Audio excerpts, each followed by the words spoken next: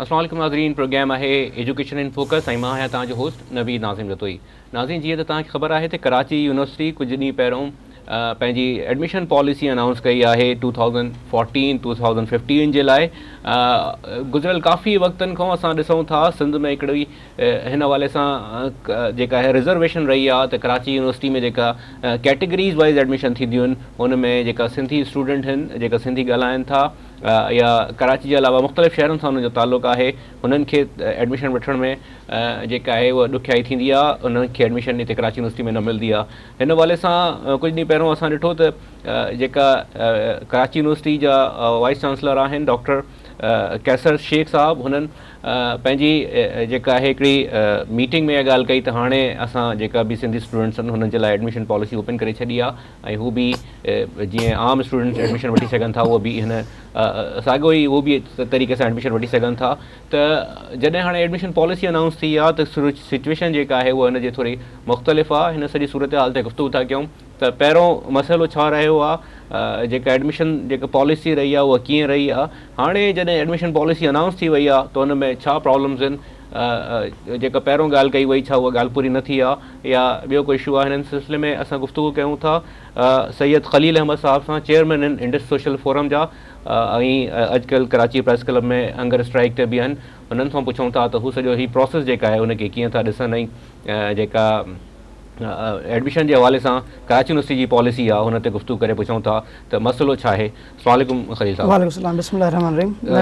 जी, मां तव्हांखां पुछणु थो चाहियां त असल में हीउ जेको बैकग्राउंड आहे त एडमिशन जे हवाले सां कराची यूनिवर्सिटी में एडमिशन नथियूं मिलनि, उहो छा रीज़न आहे? तव्हां असुलु जेको मसइलो आहे शुरू खां उहो छा प्रॉब्लम रहियो आहे? बिस्मिल्लाहिर्रहमानिर्रहीम। सभिनी खां पहिरीं तव्हांजी महिरबानी जो तव्हां हिन प्रोग्राम में घुरायो असांखे त असां पंहिंजो हिकिड़ो मौक़िफ़ ॿुधाए सघूं पंहिंजे दोस्तनि खे त उहो मसइलो बेसिकली छा आहे। कराची यूनिवर्सिटी में शुरू खां वठी करे हिकिड़ो अनोखो सिस्टम राइज थियल आहे जेको चयो वेंदो आहे KSP कैटेगरी सिस्टम। इहो कैटेगरी सिस्टम सिंध त ठहियो पर पाकिस्तान जी कंहिं बि तालीमी इदारे में राइज न आहे। के अगरि तव्हां कराची यूनिवर्सिटी जो हिन साल जो प्रोस्पेक्टस खणी ॾिसंदव, उन प्रोस्पेक्टस जे पहिरें पेज ते लिखियलु आहे KSP, K stands for Karachi, S for Sindh, P for Pakistan. सभिनी खां पहिरीं ॻाल्हि इहा त हिन प्रोस्पेक्टस जे पहिरें पेज ते असांखे इम्प्रेशन इहो थो मिले ॼण त को कराची हिकु रियासत आहे। हाणे इन में सिंध खे अलहदगी जो तासुर अचे थो त गॾोगॾु पाकिस्तान खे अलहदगी जो तासुर बि अचे पियो त पाकिस्तान अलॻि आहे, मतिलबु सिंध खे छॾे करे सिंध सभिनी ज़िलनि खे छॾे करे उहा टिनि कैटेगरीज़ में डिवाइड करे छॾियो आहे त कराची हिकिड़ी अलॻि कैटेगरी ठाहे छॾी अलॻि आहे, सिंध अलॻि आहे, पाकिस्तान। हाणे उनजो प्रोसीजर इहो आहे त अगरि कराची यूनिवर्सिटी जे अंदरि कंहिं बि शागिर्द खे मतिलबु अगरि का सीट बची वञे थी, मिसाल तौरु IR डिपार्टमेंट में 120 सीटूं आहिनि। हाणे 120 सीटुनि में अगरि को माण्हू कराची यूनिवर्सिटी जो कराची शहर जो दाख़िला नथो वठे जेको कराची मां पढ़ियो हुजे त अगरि उहा सीट बची वेंदी त उन सूरत में उहा एस कैटेगरी खे मिलंदी। हाणे हिते सुवाल इहो पैदा थो थिए त कराची जी जेका आबादी ॿुधाईंदा 2 करोड़ ॿुधाईंदा, अगरि कराची जे माण्हू खे चलो असां 1.5 करोड़ मञी वञूं, छा 120 माण्हू भेड़ो न आहे जेको IR में दाख़िला जो ख़्वाहिशमंद हूंदो? गुज़िरियल साल कराची यूनिवर्सिटी जे पंहिंजे जारी करदा तव्हां अगरि वेबसाइट ते ॾिसंदो वञे जेका लिस्ट आहे उन में हिकु बि सिंधी शागिर्द न आहे जेके IR में दाख़िला मिली हुजे। वाज़े तौर ते लिखियलु आहे एस कैटेगरी जे साम्हूं हिकिड़ो ब्लैंक डॉट नू पियो आहे, हिन पासे K कैटेगरी लिखी पई आहे। सरप्राइजिंगली हिकिड़ी शइ हुते जेका मां नोट कई उहा पहिरियों हिन ॻाल्हि ते कयूं था गुफ़्तगू त KS ऐं P हिकु कैटेगरी आहे, इहा त मुंहिंजे ख़्याल में हुननि जी शुरू खां पॉलिसी रही आहे न? सर, हिन कैटेगरी जो इम्प्लीमेंटेशन जेका थी आहे उहा मुशर्रफ जे दौर खां थी आहे। मुशर्रफ जे दौर में हिकिड़ो रिवाइवल आयो हो ओवरऑल यूनिवर्सिटीज़ जो, उन में मेहरान यूनिवर्सिटी जे अंदरि बि हिननि का हेर फेर कई। वरी तव्हांखे ताज़ो ख़बर पियो हूंदो दाऊद इंजीनियरिंग कॉलेज जे अंदरि बि सिंधी शागिर्दनि जूं सीटूं घटायूं वयूं आहिनि, DMC जे अंदरि हॉस्टलूं बंदि कयूं वयूं। त जनरल मुशर्रफ जो जेको शुरूआती दौर 2002 खां वठी करे इहा पॉलिसी सिंधी शागिर्दनि खे कराची जे मुख़्तलिफ़ इलाइक़नि में जेके यूनिवर्सिटीज़ जे अंदरि उनजी रस्ता रोक कई वई आहे। हिकिड़ी हॉस्टलूं बंदि करण जी सूरत में, ॿियूं सीटूं घटाइण जी सूरत में, टियों वरी कराची यूनिवर्सिटी में ई कैटेगरी सिस्टम राइज करण जी सूरत में। त हिननि टिनी तरीक़नि सां 2002 खां प्रॉपरली इहा शइ जेका आहे उहा इम्प्लीमेंट थी आहे ऐं उहा अॻियां वधी आहे। अच्छा, मां तव्हांखे इहो पुछणु चाहींदुमि त K कैटेगरी जो मक़सदु इहो आहे त जंहिं मैट्रिक ऐं इंटर कराची में कई? जी बिल्कुलु सर, ईअं ई हाणे हिकिड़ो अॻे हूंदो डोमिसाइल जे बेसिस ते माण्हू एक्सेप्ट करे वठंदा, हाणे उहो डोमिसाइल जी बेस बि न आहे। हाणे जेको माण्हू त मैट्रिक करे थो, जेको त इंटर करे थो, ऐं कुझु शराइत वरी हिननि जा अहिड़ा आहिनि त माना माउ पीउ जंहिंजो हितां खां हुजे, माना बिल्कुलु तव्हांखे तासुर इहो हूंदो जहिड़ो की ॿाहिरें मुल्क जी यूनिवर्सिटी, माना अगरि कराची खां हटी करे जेको बि सिंधी शागिर्द ॿाहिरें ज़िले जो अचे थो उहो ॼण त को लंडन में दाख़िला थो वठे, कोई सिंध जो को शहर न आहे। इहो इम्प्रेशन माना तव्हांखे मिलंदो KSP कैटेगरी मां।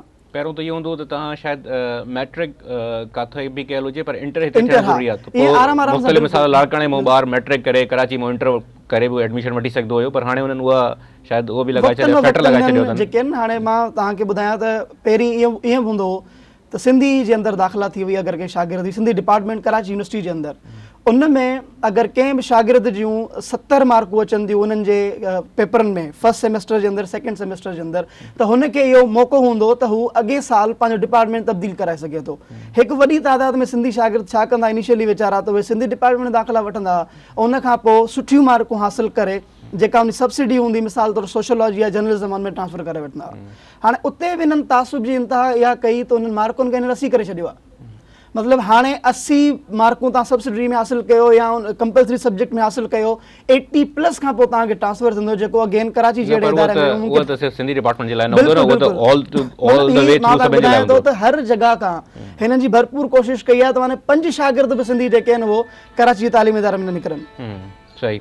अच्छा, मां हाणे जेका तव्हां थोरी देरि पहिरियों ॻाल्हि कई त जेका ही असांजी 3 कैटेगरीज़ आहिनि, हुन खां पोइ ही शुरू खां प्रॉब्लम रहियो आहे। बिल्कुलु। हाणे जेका आहे थोरे ॾींहं पहिरियों असांखे ख़बर पई त ही कैटेगरी सिस्टम रिमूव था कनि या ख़बर पई त अकोमोडेट वधीक था कनि, त छा उहा ॻाल्हि जेका तमामु हिकिड़ी सुठी हर जॻह ते हेडलाइन बि थी, न्यूज़ बि थी, त छा उहा जेका VC साहब ॻाल्हि कई उहा सही न हुई या उन खां पोइ कुझु अॻिते पुठिते चकर थियो आहे? साईं, ॻाल्हि उहा बिल्कुलु दुरुस्त हुई, छो जो VC साहब जो जेको हिकिड़ो बयानु आयो सिंधी शागिर्दनि जे बारे में त सिंधी माण्हू दाख़िला नथा वठनि, न इवन उन बयान ते असां पंहिंजे वसार सोशल मीडिया ते या मीडिया जे ज़रिए हुनखे रिस्पॉन्ड कयो त न साईं दाख़िला वठनि था, तव्हांजी महिरबानी आहे जो तव्हां इवन असां कांग्रेट बि कयो VC साहब खे फ़ोन करे पाण त साईं तव्हांजी महिरबानी आहे, तव्हां सीटूं वधायूं आहिनि, ऐं वॾियुनि वॾियुनि अख़बारुनि में वॾनि चैनलनि ते इहा शइ ऑन द रिकॉर्ड मौजूदु आहे। हाणे ॻाल्हि ईअं थी त VC साहब जी अनाउंसमेंट खां पोइ कराची यूनिवर्सिटी जी हिकिड़ी तंज़ीम आहे APMSO, उन्हनि मुज़ाहिरो कयो हो कराची प्रेस क्लब ते पॉलिसी ख़िलाफ़ु, जेका MQM जी ज़ैली विंग आहे बेसिकली, उन्हनि दोस्तनि APMSO वारनि इन पॉलिसी ते एतिराज़ कयो हो ऐं उन्हनि जो जेको मुज़ाहिरो आहे उहो ऑन द रिकॉर्ड आहे, ऐं उन मुज़ाहिरे खे फ़ौरन बाद गवर्नर साहब पंहिंजो नोटिस वरितो, गवर्नर इशरदाबाद, त हिन पॉलिसी ते दफ़ा जेके रिजर्वेशन्स आहिनि हिन ते गुफ़्तगू कयूं था, हिकिड़े मुख़्तसर ब्रेक वठूं था, पोइ वापसि अची जेका इहा रिएक्शन आहे हुन ते गुफ़्तगू करे अॻिते वधायूं था। नाज़रीन, हिकिड़ो मुख़्तसर ब्रेक था वठूं, वापसि अची जेको कराची यूनिवर्सिटी में एडमिशन जो सिलसिलो आहे, जंहिंमें पहिरियों इहा अनाउंसमेंट कई वई त जेका सिंधी स्टूडेंट्स आहिनि उन्हनि जे लाइ एडमिशन ओपन रहंदी, पर हाणे जॾहिं पॉलिसी आई आहे त हुन में हिकिड़ो डिफरेंस आहे, त हुन ते गुफ़्तगू कयूं था। हिन मुख़्तसर ब्रेक खां पोइ तव्हां सां गॾु रहिजो।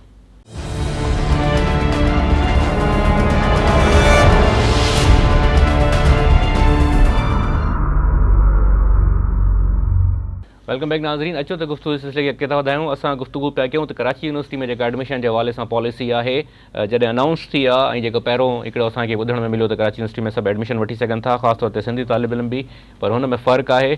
गुफ़्तगू कयूं था त हीउ छा फ़र्क़ु आहे, ऐं पहिरों जेको अनाउंसमेंट थी, जी तव्हां चओ पिया त जेका पॉलिसी आहे उहा मुज़ाहिरे खां पोइ चेंज थी आहे। जी बिल्कुलु। हाणे उन में इहा आहे त 400 सीटुनि जी अनाउंसमेंट आहे, उहे 400 सीटुनि जी अनाउंसमेंट मुख़्तलिफ़ अख़बारुनि कोट कयो आहे, 2 कालमनि जूं उनमें ख़बर लॻल आहिनि। हाणे तव्हांखे ॿुधायां त प्रोस्पेक्टस में जेका एक्चुअल पोज़ीशन में 90 सीटूं करे छॾियूं अथनि। पहिरों इहो हुयो त 400 स्टूडेंट्स खे जेके स्टूडेंट कराची खां अलावा आहिनि जी उन्हनि खे मतिलबु सीट्स जेके आहिनि रिज़र्व बुनियादनि ते ॾिनी वेंदियूं त बाबा हे रूरल एरिया का आहिनि। साॻी तरह बलोचिस्तान जूं 60 सीटूं रिज़र्व आहिनि, इवन उहो सूबो ई वियो आहे, पर उहो चवंदा आहिनि जी बैकवर्ड आहे बलोचिस्तान, इन करे कराची पर हाणे उहे 400 सीटूं जेके असांजूं हुयूं बेसिकली ॾिसो न, सूबो असांजो आहे, असांजो गादी जो हंधु आहे, त सिंधी शागिर्दनि जो त पहिरियों हक़ आहे इन शइ ते त असां महरूम आहियूं दाख़िला वठण खां। हाणे उन्हनि उहे 90 सीटूं रिज़र्व ज़ाहिर कयूं आहिनि, ऐं उहे 90 सीटुनि जे अंदरि बि तव्हां हिकिड़ी ॿी शइ उहा ॾिसो त उहे मख़सूस कुझु डिपार्टमेंट आहिनि जेके डिपार्टमेंट मिसाल तौरु शाबलती भिटाई यूनिवर्सिटी में कोन्हनि या सिंध यूनिवर्सिटी में कोन्हनि, उन्हनि डिपार्टमेंट्स में हिननि खे चयो आहे त बाबा उहे रिज़र्व सीटूं असां उन्हनि डिपार्टमेंट्स मां ॾींदासीं जेके तव्हांजे ॿियनि इदारनि में कोन्हनि। इहा बि हिकिड़ी नाइंसाफ़ी आहे। हाणे अगरि तव्हां ॾिसंदो त सिंध यूनिवर्सिटी जे अंदरि को बि माण्हू दाख़िला वठी सघे थो beyond the difference of language, मतिलबु ज़रूरी न आहे त को सिंधी हुजे उर्दू ॻाल्हाईंदड़ हुजे। पाण सिंधी यूनिवर्सिटी में पढ़ियो आहियां, सिंध यूनिवर्सिटी जे अंदरि असांजा क्लास फेलोज़ उर्दू ॻाल्हाईंदड़ हूंदा, पंजाबी स्पीकिंग हूंदा, पख्तून हूंदा हुआ, कॾहिं बि असां इहो शइ महसूसु कोन कईसीं त हीउ को धारियूं माण्हू। हाणे पर भिटा यूनिवर्सिटी जे अंदरि ॾिसो पंजाबी स्पीकिंग काफ़ी दोस्त आहिनि, हुते पढ़नि था, नो इशूज़, पर कराची जे अंदरि इहो छो थो थी वञे, हिते असांखे महसूसु करायो थो वञे त बाबा तव्हां सिंधी आहियो। हा, न मां थोरो बैक टू द हिन ते अचणु थो चाहियां, जेका 400 सीटनि जी ॻाल्हि था कयो, उहा पहिरियों हिकिड़ो प्रॉमिस थियल हुयो त 400 सीटूं जेके न अनाउंस कबियूं, पर जॾहिं हाणे जेका एडमिशन पॉलिसी आई आहे त हुन में तव्हां चओ था प्रोस्पेक्टस में 90 सीटें लिखियल आहिनि, बिल्कुलु। ऐं उहे 90 सीटूं बि जेके आहिनि उहे रिज़र्व आहिनि मुख़्तलिफ़ ख़ासि तौर ते डिपार्टमेंट्स जे लाइ। अच्छा, उहे डिपार्टमेंट्स कहिड़ा आहिनि जंहिंजे लाइ उन्हनि? उहे डिपार्टमेंट्स उहे जेके चवनि था त सिंध यूनिवर्सिटी जे अंदरि जेके मौजूदु न आहिनि, हाणे उन्हनि जी बि हिकिड़ी लिस्ट आहे, उहो बेसिकली कंफर्मली वेरीफाई करिणो पवंदो। मुंहिंजी इतला मुजिब वुमेन स्टडीज़ थी वियो, एनवायरमेंटल साइंसिस थी वियो, ॿियूं कुझु केमिकल इंजीनियरिंग टाइप अहिड़ा डिपार्टमेंट आहिनि जंहिंजे अंदरि उनखे ॾींदा। जेके नवां डिपार्टमेंट कराची यूनिवर्सिटी क्रिएट कया आहिनि, जेके सिंध यूनिवर्सिटी में ऐं शाहबूद भीटा यूनिवर्सिटी अंदरि न आहिनि, उन्हनि जे अंदरि उहे सीट्स जेके आहिनि उहे ॾिनियूं वयूं आहिनि। ओपन मेरिट ते एडमिशन नथियूं थियनि? ओपन मेरिट में इहो न आहे त, छो त काफ़ी जॻहनि ते टेस्ट सिस्टम आहे, त हाणे टेस्ट सिस्टम में जेका आहे उहा को बि स्टूडेंट अपेयर थिए उहो न आहे त हुनखे उहो टेस्ट क्लियर करे थो वञे त हुनखे एडमिशन मिलंदी, ईअं न आहे? हिन में कराची यूनिवर्सिटी में ॿिनि तरह जा जेके आहिनि उहे सेटअप आहिनि। हिकिड़ो आहे एप्टीट्यूड टेस्ट बेस्ड आहे, हिकिड़ी ओपन मेरिट आहे। पहिरीं एप्टीट्यूड टेस्ट बेस्ड जे अंदरि जेके डिपार्टमेंट ईंदा हुआ, फार्मेसी हूंदो हुओ, कॉमर्स थी वियो, बिज़नेस एडमिनिस्ट्रेशन, बीकॉम, इहे ईंदा हुआ।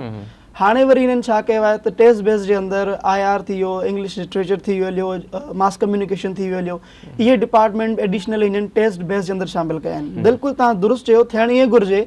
ओपन मेरिट जहिड़ी तरह मेहरान यूनिवर्सिटी उनमें NET जी टेस्ट आहे, जेको टेस्ट पास करे थो अची वञे थो।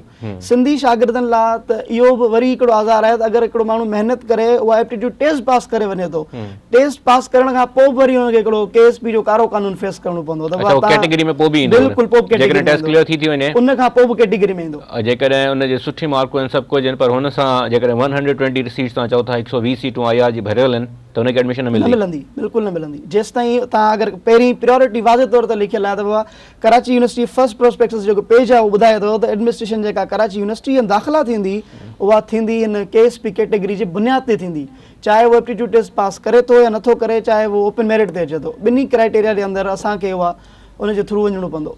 अगरि सीटूं बचंदियूं त असांखे मिलंदियूं, अगरि असांखे न मिलंदियूं। सही।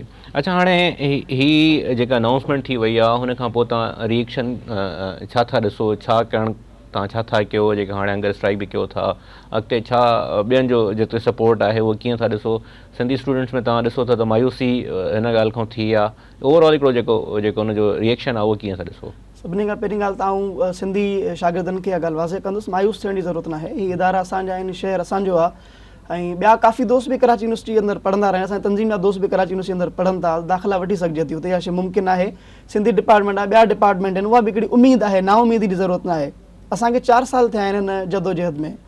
असां मुख़्तलिफ़ शहरनि में बुख हड़तालूं कयूं आहिनि, रैलियूं कढियूं आहिनि। ही कराची प्रेस क्लब ते असांजी फर्स्ट हंगर स्ट्राइक न आहे, वेरियस हंगर स्ट्राइक्स असां कराची प्रेस क्लब ते करे चुका आहियूं। ऐं असां 2011 में हिते कराची यूनिवर्सिटी जे गेट ते असां धरणो वियो आहे, ऐं जेको फर्स्ट टाइम हिननि सीट्स रिज़र्व सीट्स जेको कॉन्सेप्ट शुरू थियो आहे उहो बेसिकली असांजे धरणे खां पोइ थियो आहे। असां जॾहिं उहो धरणो हुयोसीं कराची यूनिवर्सिटी जे गेट ते, अधु कलाक असां रोड ब्लॉक कयोसीं, त उन्हनि जो एडमिनिस्ट्रेशन जो अॼु बि साॻी जेको सेटअप खे ॾिसंदो आहे, ख़ालिद इराक़ी आहे, उन सां असांजूं ॻाल्हियूं थियूं आहिनि। पोइ उन्हनि खां पोइ उन्हनि बाद में वञी करे सीटूं 45 कयूं आहिनि। 45 सीटुनि मां जेके आहिनि उहे बि रिज़र्व सीटूं हुयूं, साॻी हिन पैटर्न ते हुननि वधायूं। 45 सीट्स हुयूं लास्ट ईयर ताईं। हिन साल हिननि 400 सीट्स करणु चाहियूं पिए त भाउ 400 सीट थींदियूं, पर हुनखे सिर्फ़ु हिन 45 खे हिननि 90 जो फिगर ॾेई छॾियो आहे। त 4 साल जे अंदरि मुख़्तलिफ़ तंज़ीमूं जेके शागिर्द तंज़ीमूं आहिनि उहे बि असां सां गॾु जदोजहद कंदियूं रहियूं आहिनि। असां बि हुन जदोजहद जे अमल में शामिल आहियूं, ऐं असां चाहींदासीं त हिन वक़्तु पाकिस्तान पीपल्स पार्टी जेका हुकूमत में आहे, ॿी हिकिड़ी अहम ॻाल्हि इहा आहे त 18वीं तरमीम खां पोइ जेके बि यूनिवर्सिटीज़ आहिनि उहे यूनिवर्सिटीज़ CM जे अंडर में अचणु घुरिजनि। मूंखे त वॾो हिकिड़ो हैरत लॻी आहे इहा शइ ॾिसी करे, जॾहिं मां प्रोस्पेक्टस जे अंदरि गवर्नर साहिब जी तस्वीर ॾिठी। ॾिसो, असांखे का जेलसी न आहे, को साड़ न आहे त गवर्नर सिंध जो केरु बि हुजे। 11 सालनि खां मौजूदु आहे, असांखे का हिन शइ जी परवाह न। असां चवंदा असां सां नाइंसाफ़ी न थिए। हाणे CM सिंध जी तस्वीर जेका गवर्नर साहिब जी तस्वीर लॻल हुई, इहा सिधी सी हिकिड़ो कॉन्स्टिट्यूशनली ॾिसणो हिकिड़ी ग़लति ॻाल्हि आहे। CM सिंध खे उनजा पावर हुजणु घुरिजनि, उनजी तस्वीर हुजणु घुरिजे। हाणे असां प्रेशराइज़ कीअं कयूं? अगर असां पीपल्स पार्टी जे दोस्तनि खे चवंदासीं, उन्हनि हुकुमराननि खे चवंदासीं तव्हां चवंदा भाउ असांजे अंडर में त यूनिवर्सिटी सही कोन, तव्हांजो तस्वीर उन जी लॻी पई आहे।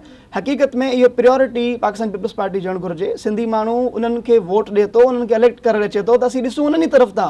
असांजी उमेदु उन्हनि माण्हुनि खे जिन खे असां वोट ॾिनो आहे, त इहो उन्हनि जो फ़र्ज़ु आहे त उहे सिंधी शागिर्द हिन मसइलनि खे हल कनि।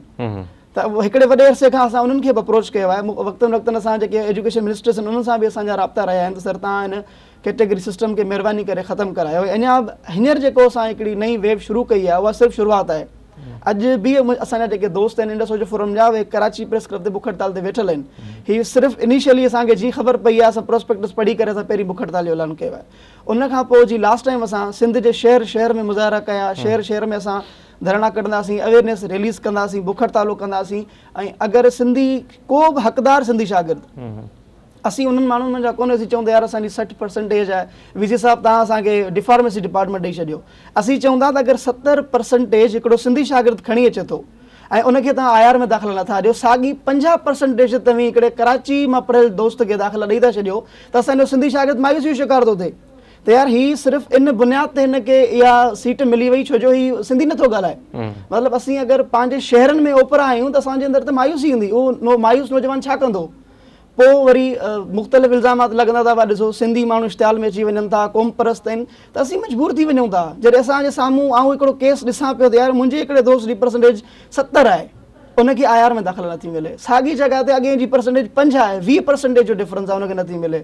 P कैटेगरी में सीट मिले थी, गिलगित बल्तिस्तान मां असांजा दोस्त पंहिंजा आहिनि, ठीकु आहे, उन्हनि ते तालीम ते एतिराज़ न आहे, उन्हनि खे सीट मिले थी, उन्हनि जूं तंज़ीमूं एग्ज़िस्ट कनि थियूं, असां सिंधियुनि खे दाख़िला कोन थी मिले। 48 कलाकनि जो हितां खां सफ़र आहे, जेको हितां खां अची करे गिलगित बल्तिस्तान मां शागिर्द दाख़िला वठनि था, कश्मीरी शागिर्द दाख़िला वठनि था, पख्तून वठनि था, पंजाबी वठनि था, पर सिंधी शागिर्दनि लाइ नोगो एरिया लॻी पई आहे कराची यूनिवर्सिटी। सही, हिन ते मज़ीद गुफ़्तगू कयूं था। तव्हां जेको जॾहिं इहो डॉक्टर साहिब जी तरफ़ां VC साहिब जी तरफ़ां अनाउंसमेंट थी त स्टूडेंट्स जे लाइ ओपन कयो ऐं तव्हां चयो त फ़ोन ते ॻाल्हायो, उन्हनि सां मुबारकबाद ॾिनो, त हुननि वक़्तु हुनजो रिएक्शन छा हुयो, छा का कमिटमेंट कई या न कई? हिकिड़ो मुख़्तसर ब्रेक वठूं था, वापसि अची हिन सिलसिले खे अॻिते था वधायूं। नाज़रीन, हिकिड़ो मुख़्तसर ब्रेक वठूं था, वापसि अची हिन सिलसिले खे अॻिते था वधायूं त जेका VC साहिब सां गुफ़्तगू थी, उन जो छा जेको गुफ़्तगू में VC साहिब जो छा मौक़िफ़ हुयो, हुनजे अलावा पंहिंजो हाणे जेको एडमिशन हिकिड़ो जेका पॉलिसी अनाउंस थी वई आहे, एडमिशन ज़ाहिरी ॻाल्हि आहे हिन पॉलिसी जे तहत थींदियूं फ़िलहालु, त उन में कीअं जेका ॿिया स्टूडेंट्स असांजा सिंधी अप्लाई करे सघनि था, उनजो तरीक़ो छा आहे, हिन ते बि गुफ़्तगू कयूं था। सोशल मीडिया जे थ्रू जेका हिकिड़ो असां ॾिसूं था त मुख़्तलिफ़ इशूज़ जे हवाले सां अवेयरनेस हिकिड़ी कैंपेन शुरू थियल आहे, त छा सोशल मीडिया में हिन ॻाल्हि जो रिस्पॉन्स कीअं आहे त कराची यूनिवर्सिटी में एडमिशन वठण जे हवाले सां छा अवेयरनेस आहे या न आहे, या हुनजी जेका हिकिड़ी सीरियसनेस आहे, ग्रेविटी आहे हिन इशू जी, हुनखे माण्हू सुञाणनि था या नथा सुञाणनि, त हिन ते गुफ़्तगू कयूं था। हिन मुख़्तसर ब्रेक खां पोइ तव्हां सां गॾु रहिजो।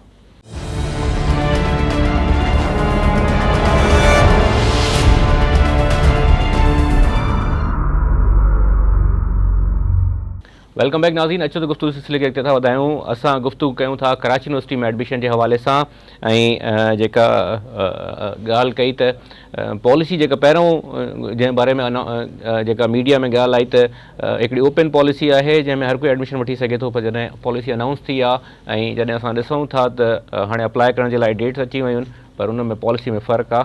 हिन ते गुफ़्तगू कयूं था जी। तॾहिं जॾहिं तव्हां VC साहिब सां ॻाल्हायो ऐं VC साहिब खे हुनजी मुबारकबाद बि ॾिनी, त हुन वक़्तु हुननि जो मौक़िफ़ छा हुयो? हिन ॻाल्हि खे हुया त 400 वारी सीट वारो जेको उहो आहे उन ते क़ाइमु रहंदा, या हुन वक़्तु कुझु शेकी लॻनि पिया?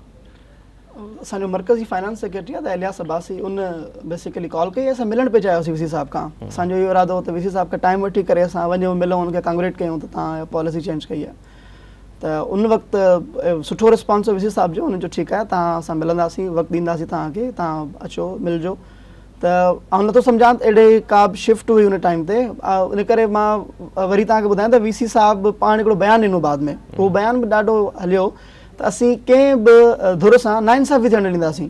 उन मां मुराद सिधी KSP कैटेगरी सिस्टम हो, मतिलबु KSP कैटेगरी जी ॻाल्हि करे पियो त असां नाइंसाफ़ी थियणु ॾींदासीं, जो हुनखे बि अंदाज़ो आहे मुस्तक़िल तौर ते नाइंसाफ़ी थींदी रही आहे। अच्छा, VC साहिब सां असांजी फर्स्ट मीटिंग न हुई आहे। तव्हांखे मां पोयां बैकग्राउंड ॾियां त साॻे VC साहिब सां असांजो मरकज़ी सदर मोहसिन ख़ासि अली फेस टू फेस मिली आयो ऐं सॼी सूरत हाल चई, ऐं हर माण्हू हिन ॻाल्हि खे सम्झे थो त वाक़ई आहे सिंधियुनि सां हिकिड़ी नाइंसाफ़ी आहे। त हिकिड़ो माण्हू जंहिं हाणे अगरि तव्हां ॾिसो पंजाब यूनिवर्सिटी आहे, लाहौर में एग्ज़िस्ट करे थी, हाणे तव्हां उते ठाहे छॾियो साॻी कैटेगरी सिस्टम, अगरि तव्हां उते करे छॾियो साईं LPG कैटेगरी, त उते माण्हू रड़ियूं कंदा त भाई ॿियो माण्हू केॾांहुं वेंदो, सियालकोट जो माण्हू केॾांहुं वेंदो, विहाड़ी जो माण्हू केॾांहुं वेंदो, सभु माण्हू ॿाहिरि निकिरी ईंदा। तव्हां कोयटा में इहा पॉलिसी ठाहियो, तव्हां पेशावर में इहा पॉलिसी ठाहियो, कंहिं हिसे में नथा ठाहियो, सिर्फ़ु तव्हां कराची खे फोकस करे ठाहियो था। त इन जो जेको विक्टम थिए थो न बुनियादी तौर ते, उहो सिंधी थो थिए। वजह इहा आहे त जेको माण्हू सूबो छॾे करे अचे थो उहो रहे हाणे थी सघे त पंजाब में तमामु घटि माण्हू हिते प्रायोरिटी रखंदा हुजनि, पर ठठे जो माण्हू कलाक जी डिस्टेंस ते आहे, हैदराबाद जो माण्हू 2 कलाक जे डिस्टेंस ते आहे। असांजा शहर हिते वेझा सफ़ा गॾिया पिया आहिनि। ॿी ॻाल्हि त हिकिड़ी अवेयरनेस जेका वधी आहे, शहरी अवेयरनेस, तव्हां पूरी दुनिया जे अंदरि हिकिड़ी शहरी अवेयरनेस वधी आहे। त हिकिड़ी वॾी पॉपुलेशन गुज़िरियल 10 सालनि खां अगरि तव्हां नोट कंदव त सिंधी हिकिड़ी वॾे तादाद में कराची जे अंदरि आयो आहे।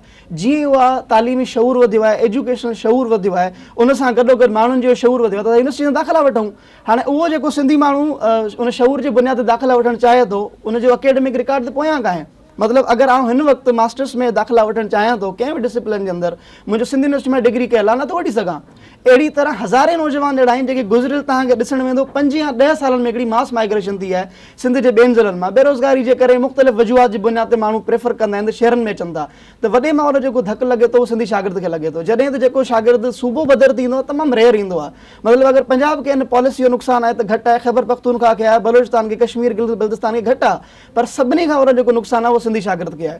इन सां इहो थिए थो त ऐं ॾिसो न सिंधी जेके पॉलिटिकल ऑर्गेनाइज़ेशन्स आहिनि, ऐं उन्हनि दोस्तनि खे बि चवंदो आहियां त अगरि कराची यूनिवर्सिटी जे अंदरि सिंधी शागिर्द न हूंदो तंज़ीमूं केरु हलाईंदो? त उहे दोस्त बि जेका अगरि चाहिनि था भलाई करणु चाहिनि था त उन्हनि खे बि घुरिजे त हिन स्ट्रगल में तव्हां गॾु अचो, शामिलु थियो, त हिन स्ट्रगल खे माण्हू अॻियां वधाए सघे। अच्छा, तव्हांजो फीडबैक छा आहे त केतिरा जेका आहिनि असांजा सिंधी स्टूडेंट्स आहिनि, जेका असांजा भाइर आहिनि, हू कराची यूनिवर्सिटी में एडमिशन वठण जे लाइ इंट्रस्टेड आहिनि? तव्हांखे ईअं लॻे थो त वाकई नौजवान जेका आहिनि, दोस्त जेका चाहिनि था त हिते अची पढ़नि, एडमिशन वठनि, या जेको हिकिड़ो माण्हू चवंदा आहिनि सियासी स्कोरिंग जे लाइ वधीक न तौर ते इस्तेमालु थियो वेंदो आहे, माण्हू एतिरा इंट्रस्टेड न हूंदा आहिनि एडमिशन वठण जे बारे में? बिल्कुलु, ॾिसो न, इहे ॻाल्हियूं माण्हू रखनि था या राय रखनि था। जेको हाणे वीसी साहिबु ॻाल्हि कई त सिंधी शागिर्द दाख़िला नथा वठनि, इहा हिकिड़ी सोच। जॾहिं बि असां कुझु तंज़ीमुनि सां जेके डायलॉग्स कंदा आहियूं, ॻाल्हाईंदा आहियूं, जेके बेसिकली उहे सिंध बेस तंज़ीमूं आहिनि, उहे असांखे इहे चवंदियूं आहिनि, चवंदियूं न यार हिकु मसइलो ई न आहे, ईअं न आहे। तव्हां सोशल मीडिया जी ॻाल्हि कई पे, सिर्फ़ु हिकिड़ी पोस्ट असां सोशल मीडिया ते रखी आहे, मुंहिंजी वालदा 177 जा शेयर आहिनि, ऐं उन खां पोइ कॉल्स रिसीव करे करे थकी पिया। 5 नंबर सभु दोस्त चवनि असां एतिरियूं असां कॉल्स रिसीव कयूं आहिनि। विदिन 3 डेज़ असां हिकिड़ी लिस्ट पिया पूरी प्रिपेयर कयूं। उन लिस्ट जे अंदरि जेके जेके माण्हू दाख़िला वठण जा ख़्वाहिशमंद आहिनि, असां उनजो नालो नोट कयूं पिया, उनजी क्वालिफिकेशन अदा, कहिड़े डिपार्टमेंट में दाख़िला वठो पिया। 3 डेज़ जे अंदरि हिकिड़ो ज़बरदस्त असांखे फीडबैक आयो आहे। ऐं लास्ट ईयर, उन खां पोइ साल, असांजा जेके दोस्त ऐं तव्हांखे ॿुधायो तंज़ीम जा मेंबर आहे, उनखे त पर्सनली सुञाणो जेके सॼी डिपार्टमेंट दाख़िला वरिती वञी। हिन वक़्तु बि सिर्फ़ु असां Indus social forum Karachi division दरवाज़े 20 ॼणा आहियूं, कैलकुलेटेड आहियूं असां। उन में असीं दाख़िला वठूं पिया, सभु दोस्त डिज़र्विंग आहिनि, ख़्वाहिशमंद आहिनि, ऐं उन्हनि जा जेका प्रीवियस क्वालिफिकेशन आहे उहा कराची जी न आहे, उहा बेसिकली सिंध जे मुख़्तलिफ़ ज़िलनि में आहे। त विदिन आवर ऑर्गेनाइज़ेशन अगरि असां 20 दोस्त कढी आया आहियूं, अञा प्रोसेस हले पियो। हीअ त अञा एप्टीट्यूड टेस्ट बेस अनाउंसमेंट थी आहे। एप्टीट्यूड टेस्ट बेस खां पोइ ओपन मेरिट जी हिकिड़ी अनाउंसमेंट थींदी, ग्रेजुएशन्स लाइ, मास्टर्स लाइ। कुझु असांजा दोस्त अहिड़ा आहिनि जेके एमफिल में दाख़िला वठण जा ख़्वाहिशमंद आहिनि। त हिकिड़ी तमामु वॾी तादाद आहे सिंधी माण्हुनि जी जेके चाहिनि था त असां कराची यूनिवर्सिटी में दाख़िला वठूं। कराची यूनिवर्सिटी दुनिया जे 200 यूनिवर्सिटीज़ में शामिल थींदी आहे, टॉप 200 यूनिवर्सिटीज़ में हुनजो नालो आहे। त सिधी ॻाल्हि आहे, हिकिड़ो फ़र्क़ु आहे। हिकिड़ो सर्वे में आहे, इहो त मां इंटरनेशनल लेवल ते लास्ट टाइम असां हिकिड़ी वेबसाइट आहे, उहो यूनिवर्सिटी थी सघे थो को ॿियो सर्वे हुजे, पर कराची जी जेका दुनिया जी जेका टॉप 500 आहिनि हुन में पाकिस्तान जी का यूनिवर्सिटी न आहे। हिकिड़ी सिर्फ़ु मेहरान यूनिवर्सिटी आहे जेका टॉप जेका रैंकिंग में आहे, हुन में मेहरान शायदि 500 खां हेठि आहे, पर 500 में सॼी दुनिया में न आहिनि। कराची यूनिवर्सिटी शायदि बिल्कुलु हा, थी सघे थो प्राइवेट सर्वेस हूंदा आहिनि। जी जी, हर कंहिंजा सर्वेस हूंदा आहिनि। थी सघे थो ऑफिशियल न हुजे, अलॻि सर्वे हुजे, उन्हनि ज़ाहिर कयो हुजे। असां HEC बि लास्ट टाइम हिनखे लेटर मोकिलियो, इहा बि हिकिड़ी अहम ॻाल्हि अथव। लास्ट टाइम जे हायर एजुकेशन कमीशन इंटेक्टिव, उन्हनि बि हिनखे लेटर मोकिलियो कराची यूनिवर्सिटी वारनि खे त तव्हां हिन पॉलिसी ते गौर कयो। ऐं उन खां पोइ कराची यूनिवर्सिटी वारनि हुनखे जवाबु सबमिट करायो, त उन्हनि जो अख़बारुनि में सॼी डिटेल लॻी त कराची यूनिवर्सिटी हुनखे छा रिप्लाई ॾिनो आहे, त भाउ छाजे करे असां हीअ पॉलिसी रखी वेठा आहियूं। त उहे सॼी हिननि जूं ॻाल्हियूं जेके आहिनि जस्टिफाइड कोन आहिनि। सिंधी शागिर्द दाख़िला कोन था वठनि, अदा दाख़िला नथा वठनि त अनाउंस त कयो। तव्हां हिकिड़ी अॼु 400 सीटूं तव्हां 400 सीट रखियूं तव्हां रखी ॾिसो आहे। तव्हांजो पोयां वञण हिन ॻाल्हि जी दलील आहे, तव्हां ख़ौफ़ में आहियो। 400 सीटूं हुयूं, तव्हां रखी ॾिसो आहे, ख़ाली वञणा था, नेक्स्ट ईयर तब्दील करे छॾियो आहे। मिसाल त हिन साल हिननि 400 सीटूं रखियूं, पोइ नेक्स्ट ईयर एक्सक्यूज़ ॾींदा, बाबा सिंधी शागिर्द आया कोन, सीटूं असांजूं ख़ाली रहिजी वियूं, इन करे त पॉलिसी चेंज करे छॾीसीं। पर तासुब परस्ती इहो वॾे में वॾो मिसाल इहो आहे त 400 मां 90 सीटूं थी वञनि थियूं within a month, within a 2 month, ख़बर ई कोन थी पए, ऐं का अनाउंसमेंट कोन्हे। पर हाणे इहो तव्हां ॾिसो त हुननि जी एडमिनिस्ट्रेशन बि सिंसियर न आहे कराची यूनिवर्सिटी जी। उहा इंतिज़ामिया जॾहिं इहा अनाउंसमेंट करे थी त 400 सीटूं थियूं आहिनि त अख़बार में अचे थी, पर जॾहिं उहा रिवर्स करे थी, को नोटिफिकेशन जारी कोन थो थिए, का प्रेस रिलीज़ जारी कोन थी थिए, केरु ॿुधाए बि कोन थो। उहो छो कोन था ॿुधाइनि? हुनखे हिकिड़ो फियर हो, हुनखे ख़ौफ़ हो त जॾहिं हिननि माण्हुनि खे ख़बर पइजी वेंदी त पॉलिसी असां बेक कई आहे, मुज़ाहिरा कंदा, ऐं उन खां पोइ असांखे पॉलिसी वापसि वठणी पवंदी। छो जो कराची यूनिवर्सिटी जेका पॉलिसी तब्दील थींदी आहे उहा सिंडिकेट जी मीटिंग जे अंदरि थींदी आहे। मतिलबु फिल वक़्तु अर्जेंट बेसिस ते ई इहे नथा करे सघनि। पर अञा अगर हुकूमत वक़्तु चाहे, अगर पीपल्स पार्टी जा इलेक्टेड नुमाइंदा चाहिनि त कराची यूनिवर्सिटी खे हिन ॻाल्हि में प्रेशराइज़ करे सघनि था। त तव्हां ऑब्ज़र्व कयो, मेरिट ऑब्ज़र्व कयो, ऐं घटि में घटि असां चवंदा त ॿियो कुझु न, हर डिपार्टमेंट में 20 सीटूं त ॾियो। सो 20 सीटूं आहिनि, अगर तव्हां 100 सीट्स कराची लाइ रखी छॾियो, भला 20 सीट्स त सिंध जो वासी डिज़र्व करे थो न, तव्हां यार 20 हर डिपार्टमेंट में रखी छॾियो। अगर को नथो अचे तव्हां भले पंहिंजे माण्हू खे ॾेई छॾियो, पर अहिड़ा केतिरा ई केसिस असांजे साम्हूं आहिनि जेके डिज़र्विंग कैंडिडेट आहिनि, जिन खे सीट्स न मिलियूं आहिनि। 70+ में बि गुज़िरियल साल न मिलियूं आहिनि, वीचारा मोटी विया आहिनि, उन ॿियनि इदारनि में दाख़िला वञी वरितियूं आहिनि। अच्छा, हाणे हिकिड़ो जेका एडमिशन जे हवाले सां तव्हां सम्झो था त नाइंसाफ़ी थिए थी, हुनजो हिकिड़ो त तरीक़ो तव्हां जीअं हाणे हंगर स्ट्राइक ते वेठा आहियो, उहो हिकिड़ो तरीक़ो आहे, प्रेस क्लब में वञी एहतजाज था कयो, उहो बि हिकिड़ो तरीक़ो आहे। पर हुन सां गॾु जेको हिकिड़ो तरीक़ो आहे त माण्हू तव्हां जेका HEC आहे, हायर फोरम्स आहिनि हुननि जा, या जिते यूनिवर्सिटी रिपोर्ट थी करे, चांसलर आहे जेको कराची यूनिवर्सिटी जो, हुननि खे त छा इहो मुनासिबु न आहे त हुननि खे बि को लेटर लिखियो वञे, हुननि खे बि जेका आहिनि, जेका तव्हांजा रिज़र्वेशन्स आहिनि हुननि ताईं पहुचाए वञनि?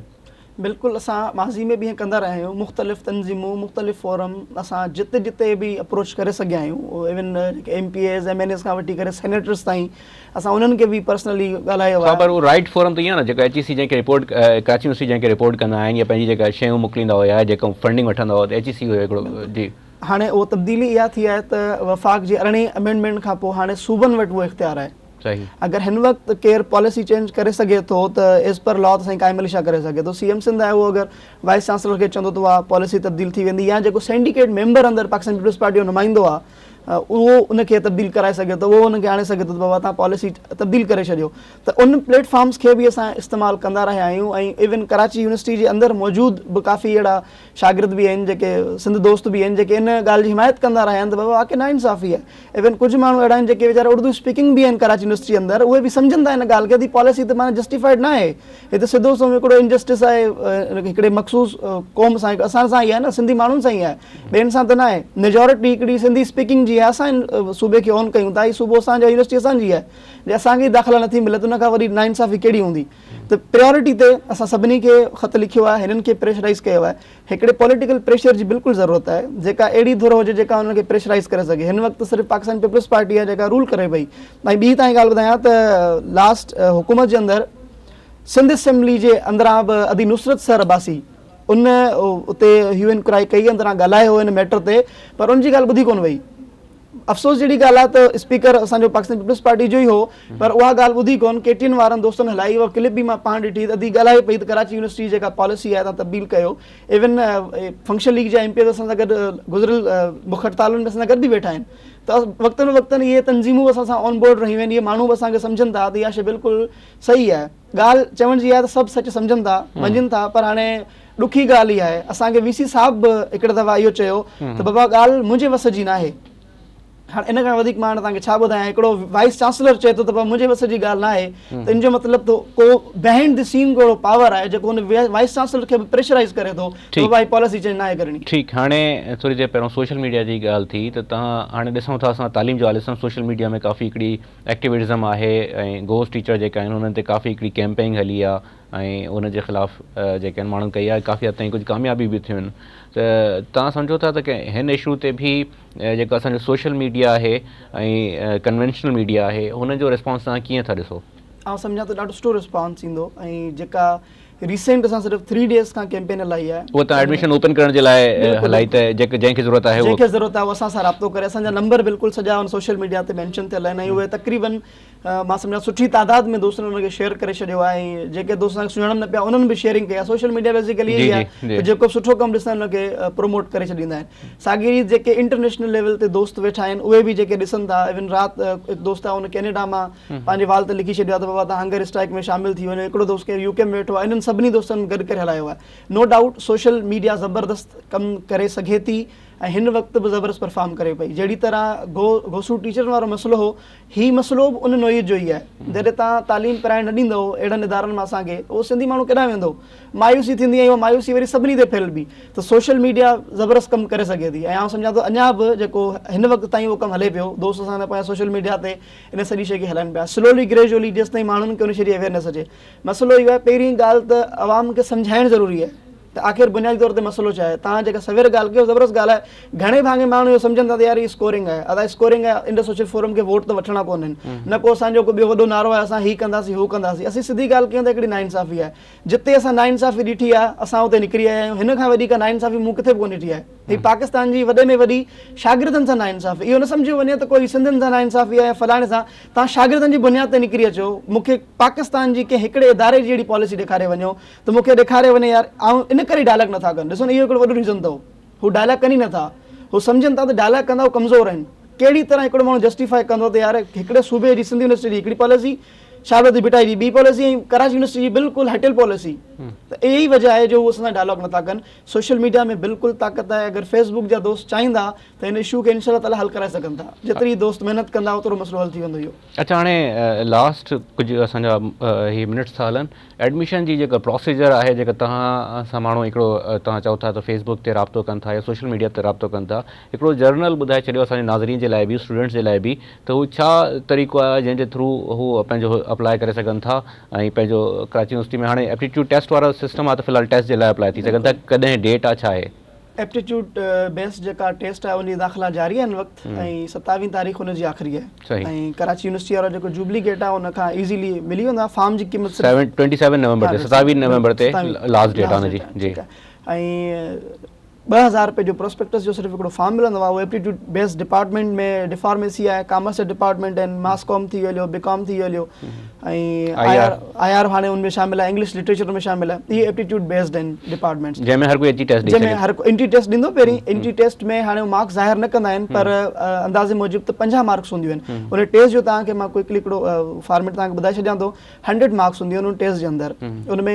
20 मार्क्स हूंदियूं आहिनि जीके जूं जनरल नॉलेज हूंदी आहे 20 मार्क्स उनमें इंग्लिश जा हूंदा आहिनि बाक़ी जेके 60 मार्क्स हूंदा आहिनि उनमें 20 तव्हां को बि सब्जेक्ट खणंदो उन सब्जेक्ट मां 20 क्वेश्चन ईंदा मिसाल तौरु अगरि मां मास्टर्स करणु चाहियां थो त उनमें पॉलिटिकल साइंस IR ऐं मास कॉम खणी छॾियो 20 क्वेश्चन उन जा कंदा ऐं 40 क्वेश्चन जेके हूंदा उहे कॉमन ई तव्हांजा उन डिपार्टमेंट जे अंदरां करंदा इहो बेसिकली उनजो जेको प्रोसीजर आहे सही 27 नवंबर लास्ट डेट आहे हुन खां पहिरियों फॉर्म वठी सबमिट बि कराइणो आहे बिल्कुलु सबमिट कराईंदा उन खां पोइ टेस्ट जी डेट उनमें अनाउंस कंदा कराची यूनिवर्सिटी वारा उहो टेस्ट ॾींदा माना मिनिमम तव्हांखे 50 ताईं उनमें हासिलु करिणो आहिनि 50 प्लस जेके आहिनि उनजी मार्क्स दोस्तनि ॾिठियूं त पास करे विया आहिनि 50 खां बिलो मार्क्स मां ज़ाहिर न आहिनि ॾिठियूं त पॉसिबली 50 उन्हनि जो जेको पंहिंजी तरफ़ां रखियल हुजे उन डिपार्टमेंट जे तरफ़ां त भाई इहो पासिंग रेशो आहे ऐं थी सघे थो ठीकु अच्छा हाणे जेको तव्हां हंगर स्ट्राइक ते वेठा आहियो हुन खां पोइ नेक्स्ट तव्हांजे दिमाग़ में लाहे अमल छा आहे त तव्हां कीअं एडमिशन जे लाइ स्टूडेंट्स जे लाइ जेका आवाज़ उथारींदो असां SMS सर्विस थी वियो सोशल मीडिया थी वियो प्रिंट मीडिया आहे उन्हनि दोस्तनि खे वक़्तनि वक़्तनि असां दोस्तनि खे ॿुधाईंदा रहूं था त असां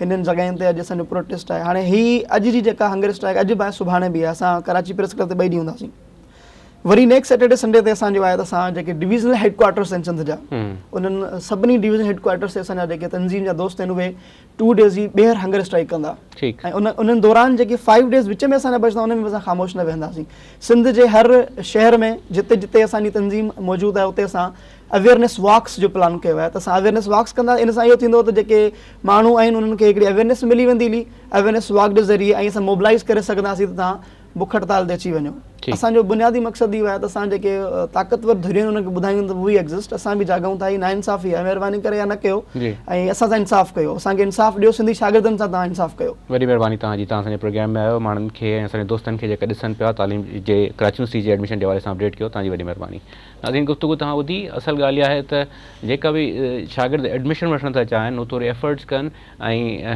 हिन वक़्तु अप्लाई ज़रूरु कनि पंहिंजे एडमिशन जे लाइ यकीननि थोरा घणा प्रॉब्लम्स आहिनि ऐं यकीननि कुझु न कुझु अहिड़ा मसइला आहिनि जेके सॉल्व थियणु खपनि पर उमेद बि पंहिंजी जॻह ते ज़रूरु आहे जेकॾहिं असां थोरी कोशिशि कयूं त असां हिन हवाले सां जेका आहे हिकिड़ो नंबर ॾेखारे सघूं था त केतिरनि जेका आहे असांजा स्टूडेंट्स अप्लाई कयो लास्ट ईयर ऐं हाणे बि जेके स्टूडेंट्स अप्लाई कनि था उहो बि नंबर वधी वियो आहे त हिन करे जेका इहा पॉलिसी आहे जंहिंमें हिकिड़ो डिस्क्रिमिनेशन थियल आहे उहा डिस्क्रिमिनेशन वारी पॉलिसी ख़तमु थियणु खपे ऐं ओपन मेरिट थियणु खपे हिन सां प्रोग्राम जो वक़्तु पूरो थो थिए पंहिंजे होस्ट नवीद नाज़िम जतोई खे ॾींदा इजाज़त अल्लाह निगहबान।